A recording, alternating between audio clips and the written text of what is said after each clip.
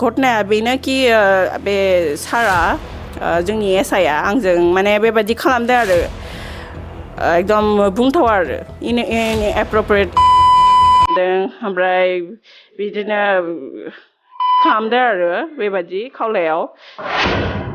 हेल' लोगोफोर, बयनिसिमबो आंनि चेनेलाव फिन खेब बरायनायखौ जासिहरबाय। ओमफ्रायो नैबे आइजोआ मा बुंदो आं नोंथांमोननो क्लिपखौ होलांगासिनो। ओमफ्राय सासे बर' आइजोआ माने ओरैबायदि जब मावो, माने अफिसार, माने बिराद गिदिर जब मावो मेडामा। ओमफ्राय बिखौनो गाज्रि आखुथाय खालामदो सासे हारामिया, बाय बारायानो बिथाङाबो जबानो मावो बिबो। ओमफ्राय मानो बिदि आरोना, माने बर'फोरखौसो डाउनाव खालामनो सानखो ना माखो। नोंथांमोना ससियेल मिडियाआव अलरेडि नुखाबाय जानांगोन, नुयोबोद लाजिनो गोनां बाथ्रा।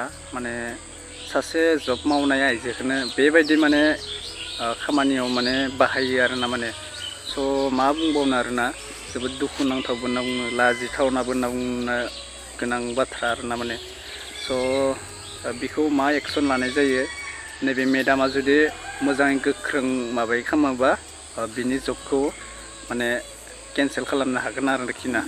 थ' बे जब मावनाया जुदि बेबायदि गोरोन्थि खामानि मावोबा बे 100% बिनि जबखौ खेदायनो हागोनखि आरोना। माने थ' आयेननि खामानि मावनांगोन मेडामा, होमबासो हागोन आरोना। स' बिदिनो मा बुंगोन आरोना, माने लाजिनायानो गैला आरोना मानसिफोरनि माबाफोराव, गोसोफोराव। बिदि खनले खनले खोनाबाय थायो जोङो निउसफोरावबो, मालाबा होबावासो लाजिनायबो मोनो हेलाबायनो। ओमफ्राय नैबेयावथ' होखानाय जाबाय। मेडामा जिहेतु जब मावो, जि अफिसार बावसो, नोंथांमोना नुखादो। बेबोथ' जब मावो, बिनिनो सिनियर जिहेतु गाज्रि आखुथाय खालामदो बिथाङा। ओमफ्राय लाजिनायानो दोंना गैया आरोना। माने स' माथो जिबायदि खोनायो माने बेबायदियानो खोनागासिनो दं माथो। जब मावनायबाबो माबानायबाबो एकदम लाजिनाय गैया होननाय बायदियानो जादों आरोना। बेफोर एक्सनखौ ससियेल मिडियाफ्राव शेयार खालामना होलाबायनांगो, होमबासो बिसोरो लाजिगोन। लाजिनाय माने जिहेतु शेयार खालामबाय थादों, लाजियाखैनोखाखि आरोना। माने स' मा बुंनो। थारमाने आङो फार्स्ट अफ अल आंनि इन्ट्रडाक्सन खालामनानै लानोसै। आङो एडिसिआइ तामुलपुरनि स्टाफ, आङो एक्सटेनसन अफिसार। आङो district industry and commerce centre, actually बुंनो थाङोबा district industry and commerce centre DICC Musalpur.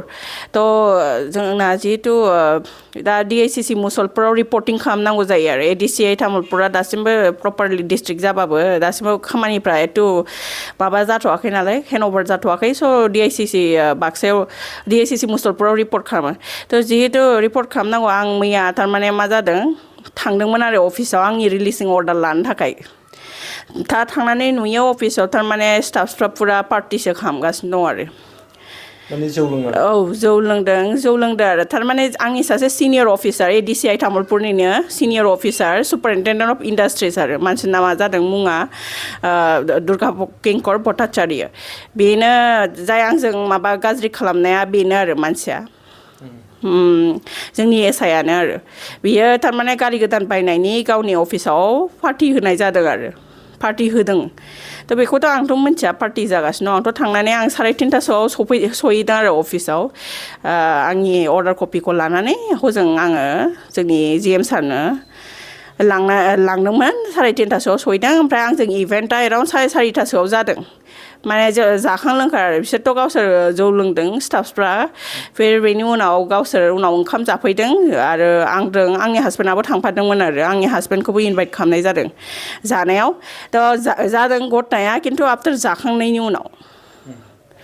थ' घटनाया बेनो कि बे सारा जोंनि एसआइआ आंजों माने बेबादि खालामदों आरो एकदम बुंथावा आरो इनएप्रोप्रिएट एरियायाव टाच खालामदों। ओमफ्राय बिदिनो किस खालामदों आरो बेबादि खावलायखौ स्कुइज खालामदों बेबादि आरो आंनि चेस्ट एरियायाव बेबादिनो आखाइजों माने बेबादि दांदों आरो बेबादि। मा नाम बेनि नाम? दुर्गा किंकर भट्टाचार्य। बेयो नलबारिनि मानसिया। बे समाव रावबो गैयामोन नामा? बे समाव माने अफिसाव जिहेतु बयबो बिदिनो जाखां लोंखां आड्डा मारिदों माखासे स्टाफसफ्रा जिएमआ गावनि रुमावनो दंमोन बे दंमोन आंखौ एसे प्राइभेट माने बे मेन्स टयलेट साइडथिं बियो आंखौ लांदोंमोन आरो बेथिं बेबायदिनो लासै लासै आंखौ बेबायदिनो आंनि माबायाव आखाइ होनानै बेबायदि बियो आंखौ बेबायदिनो बोलांदोंमोन आरो बेबायदि बेथिं लांनो सेस्था खालामदोंमोन आरो मानसिया नुखाबाय दा आजिखालिनि जुगाव माबायदि सलायदो सासे आइजोआ जब मावो बेबो अफिसारबावसो बे आइजोखौनो आरो गाज्रि आखुथाय आरोना बिदि होमबा हिन्जावफोरा माने हिन्जाव माहारिफोरा जिहेतु आइजोफोरा जेरावबो जायगा गैला नामा माने लामा दथाबाबोथ' बेरायनो हाला हारसिं हाला बिदि जब मावनायबाबोथ' दा खोनानो मोनखादों नोंथांमोना